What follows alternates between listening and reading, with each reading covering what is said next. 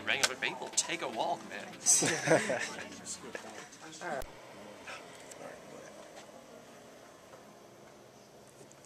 So what we found was that, producers and game designers for most video games are actually mostly men.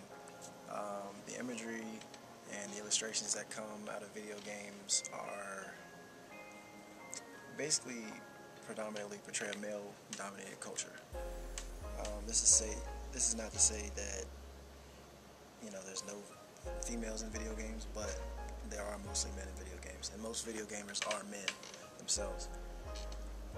One of the most traditional roles for a female in a video game, is to play the damsel in distress. But you also have newer games now that have more independent women in them as main characters. One of the most predominant examples of damsels playing, being in distress, is a game series called Duke Nukem, which most of you may be familiar with. Basically, the storyline was that Duke Nukem is this super masculine guy who, smokes a cigar, actually, goes around, killing aliens and stuff, and he's trying to save different babes. As one of the titles of his game is called Duke Nukem and the Planet of the Babes. He's trying to save them. And the women in this game are actually portrayed rather sexually. You have most of the damsels being maids or even strippers, because some of the scenes are actually in strip clubs. So these women are made to look either naked or not wearing a lot of clothing at all. So that's just one example. But we also found that in most of our interviews, as previously stated, that most guys want to play games like this. So you see an increase in the consumer market from the guys for playing these type of games, because that's what guys are attracted to. Another example, even on a less violent, more playful level, is the Super Mario series, where in almost every story, Mario and Luigi, or Mario or Luigi separate, are trying to rescue Peach or Daisy.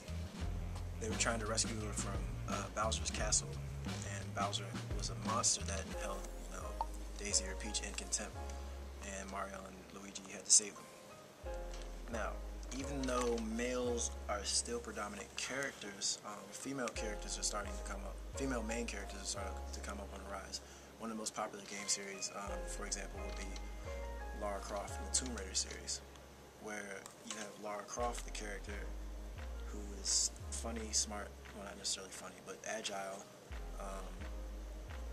made to be super sexy, smart, and the only problem with that game is that Lara Croft has a very large bust size. She's very, her breasts are very large, has a very minuscule waist, and she is seemed to weigh nothing almost, just because of how small she is. But guys buy that game because it appeals to them. It's typical that you would see women in games now being of that, wearing those kind of clothes or having that kind of body type.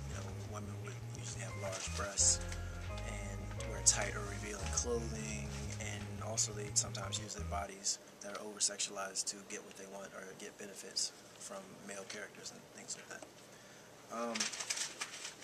The male fantasy and the sexualization of female characters in video games is more prevalent also in advertising and marketing too, and even the packaging of the games. For example, I used to play a game called Motocross Mania 3, PS2, which features several female characters that are dressed very skimpy, and one of them is on the cover. She wears a tube top that is basically only covering up the bottom half of her breasts, and her breasts are very large and just huge, and that's just one of the things in the game. It's also a violent game because you get to knock people off their motorcycles with, different objects like baseball bats, spike bats, things like that, or you get to kick and punch them off. Okay, we feel that the social impact of video games is of male dominance over females. Now, mostly like what Kris said, is that we see this in a lot of older video games, but the truth is that these are changing. Kris's cousin happens to be a gaming designer, and what he said is that games are starting to accommodate females because females are more common in the gaming society. They're buying more video games, they're participating more in this industry. So women don't exactly want to see other women dress really scantily promiscuous. So we're starting to see more realistic feel to the women. Also, we found is that men aren't as hugely masculine. You still have these characters, but it's also more of a realistic feel to some of the characters. We see this in the Asian origin for some of the anime characters, where they have thinner bodies, smaller, softer faces, larger eyes, and long hair. We see this in examples such as characters like Sephiroth from Final Fantasy series and The Legend of Zelda.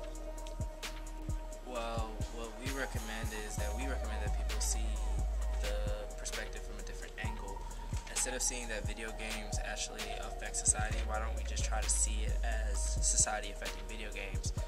A lot of video games, they actually do exaggerate and reflect what is going on in society. You got a lot of games like Call of Duty, Modern Warfare 2. You know, there's always war around the world, so the war has been around forever. Violence, crime, all that stuff, and especially with gender and racial subordination too. So we have also came up with thought that the dressing in the video games, they're also reflecting what society has shown us too in the past. Back then, women used to wear a lot of covering up and a lot of very minimal forms of clothing where they'd be covered up and it wouldn't be too flashy or anything like that. But nowadays you see a lot of females, tube tops, bikini tops, walking around, a lot of skin is showing. So that's kind of the way that we saw it. Video game designers should actually respect both the genders and their differences by making more gender-friendly video games and more video games to show the positive attributes of each gender instead of over exaggerating like women's bust size or men's muscle size or whatever. Just trying to keep it very gender neutral.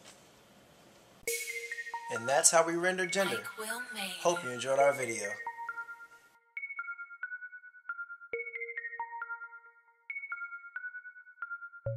Intro.